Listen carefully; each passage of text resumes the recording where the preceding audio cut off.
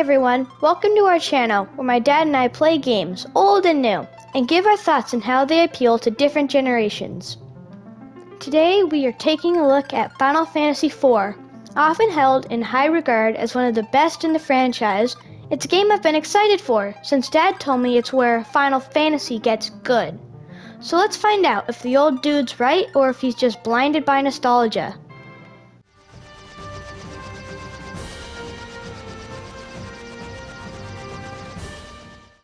The game follows Cecil, a dark knight of Baron. At the king's orders, Cecil is going around collecting the elemental crystals, starting at Mysidia, where Cecil and his Red Wings lead an assault upon the city, taking the crystal by force. But when Cecil is conflicted about this, and when he expresses this, he's sent on a mission to deliver a package with his best friend Kain following along. Things quickly spiral out of control when Cecil, realizing his king is not who he thought and is in fact being manipulated by a man known as Golbez, and so he starts his journey to stop Golbez's scheme, free the king, and bring peace. He is joined by an eclectic cast of characters as his adventure spans 2 worlds and a moon. Personally, while I enjoyed the story, I felt there were some pacing issues. Events happened very rapid fire with little build-up. Welcome to town. Oh, we're being invaded. A little more room to breathe and flesh things out could have gone a long way. I felt like there was a lot going on. Maybe that's because of the pacing you mentioned, but especially when we got to the underworld, I thought it was a bit confusing to follow. Like, okay, we lost the crystals, but there's more crystals? Okay, but why? Also, and spoiler I guess, but I really didn't like how the villain reveal came out of nowhere. It's the king. No, it's Golbez. No, it's this other thing. No, it's in fact the other thing's real form.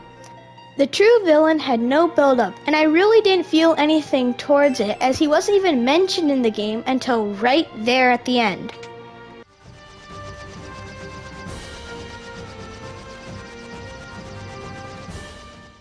As mentioned, Cecil is the main character here, with our primary antagonist Golbez pulling the strings and causing havoc along the way. Golbez is the first Final Fantasy villain to this point that actually appears frequently throughout the story, and feels like a real threat we have to overcome, and I felt he was a really solid character in that role. That said, this is also the first Final Fantasy to have a larger cast, with Cecil, Rosa, Kain, Rydia, Tella, everyone's favorite spoony bard, the twins, Cid, Yang, Fusoya, and Edge. So with all those characters, we're just going to focus on our most and least liked of the group. My favorite characters were the twins Palom and Porom. That's cheating. His favorite character. Singular, son. Get over it. This is my section, old man. Of the twins, I liked Palom more because he's easy to relate to. He's just a kid, and a cocky one at that. Plus, he's always hitting on the girls and cracking jokes. The great thing about him is being twins with Porom.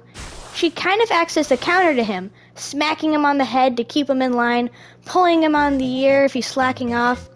It adds a lot to the comedy, and for a game with story that tries to be so dark, it added a lot of levity.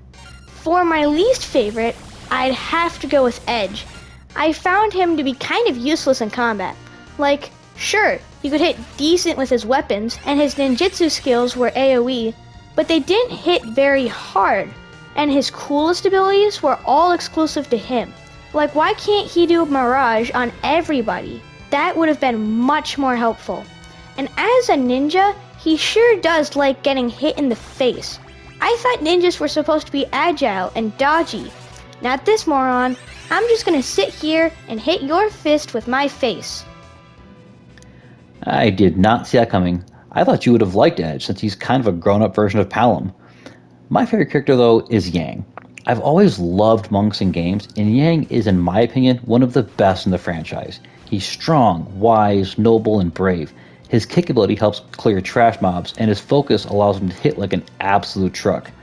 And as a husband, I can actually empathize with being afraid of my wife with blunt kitchen objects. My least favorite character, though, is easily Cid. Look, I love Cid. He's a Final Fantasy staple, but this is easily the worst iteration of the character. He's absolutely worthless besides taking a few hits that could have hurt more useful characters. He hits like a wet noodle, can't take a hit, and doesn't even have a useful ability. If they had given him the Scholar ability from Final Fantasy III, where any items he used had double potency or could be combined, that would have gone a long way to help his usefulness. But since they didn't, it left him in a situation where I was genuinely relieved when he left the party.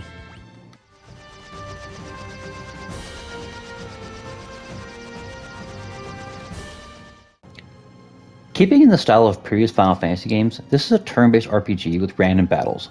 Like Final Fantasy I, each character has a class that gives them special abilities in combat: white magic, black magic, summons, etc. But they also have unique abilities such as Cecil's Cover, Rose's Prayer, the twins' twin cast. This adds a variety to the cast and keeps things interesting. Except Sid. Sid sucks. Beyond that, the world opens up pretty well with all kinds of hovercraft, airships, a giant space whale thing. Lunar whale. God, old people can't remember anything. Okay, smartass, you talk about it then. Lunar whale or gameplay? Whatever. I'll probably remember it better than you either way. This is the first game that introduced the ATB style, going away from that pure turn-based like 1 through 3. I wasn't a big fan of the enemies attacking while I was in a menu. That's a skill problem. My turn! Jeez, I knew you couldn't remember anything.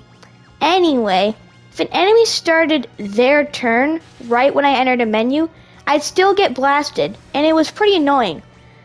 Now, you said it doesn't happen frequently, but sometimes it felt like it was programmed to start when I clicked the menu. It happened to me a lot, and it just got really old really fast.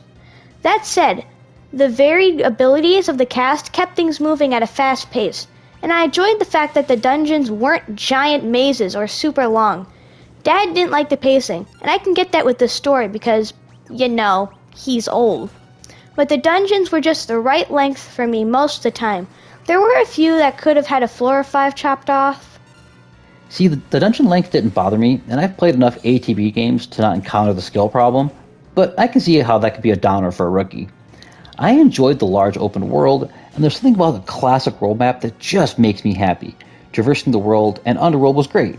I do wish the Underworld had more to do, but it was a fun jaunt. The moon as well. Shh, the adult's talking. Oh, so we're pretending now. Cool. Such a brat.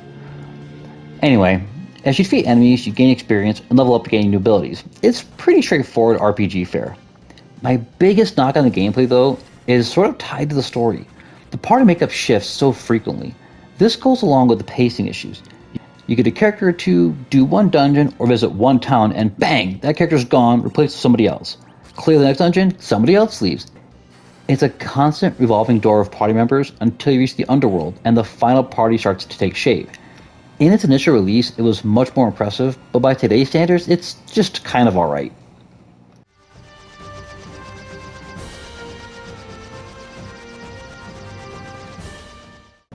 Final Fantasy IV stays in the pixel art lane and does so to near perfection. Much like the previous games, 4 is a direct step up from 3. Each character has a distinct look, their abilities are special to them, besides magic as spellcasters all have the same basic animation. Enemies are beautifully drawn and have special attacks unique to them. Dungeons are colorful and vibrant. The fact that this game still holds up, in my opinion, graphically all these years later is a testament to how well they did with it.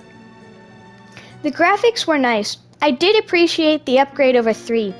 I wish I could speak as highly about the music though. I found it pretty forgettable.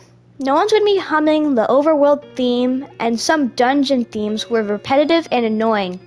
This was the first Final Fantasy game where I'd sometimes play with the music off, which I never do. However, I do have to give credit to the sound design. Each ability, spell, and summon seemed to have its own sound, and that made much more immersive combat. Sadly, I have to agree with you. Outside of the staples like the title theme and the theme of the crystals, this is the first game in the series that I can say I didn't care for the music, which is a rare miss for Final Fantasy.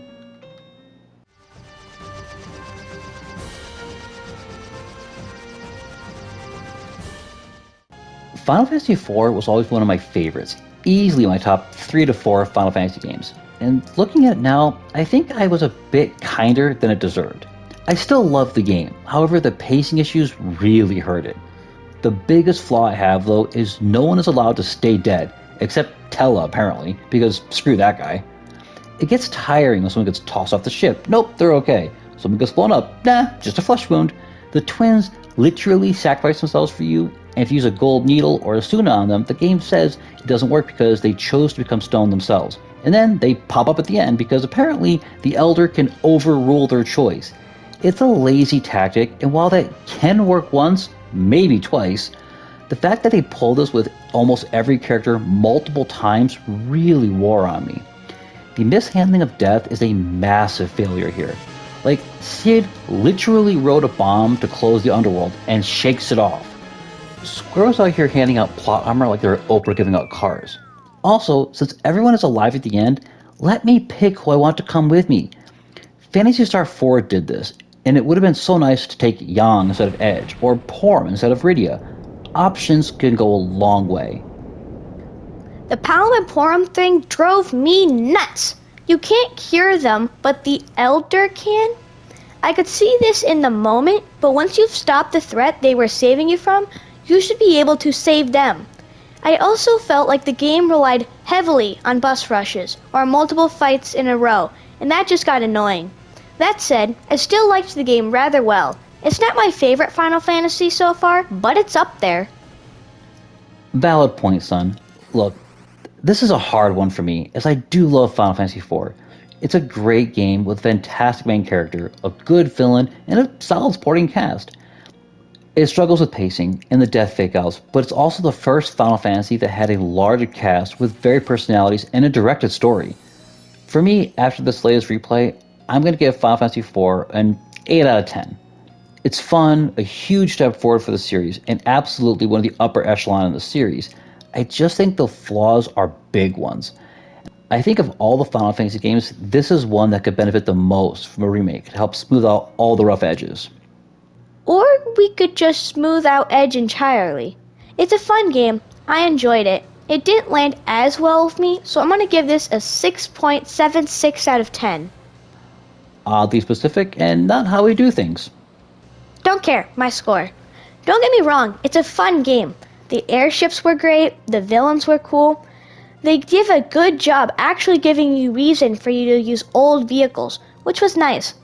But the characters didn't stick with me, and the death thing got really annoying.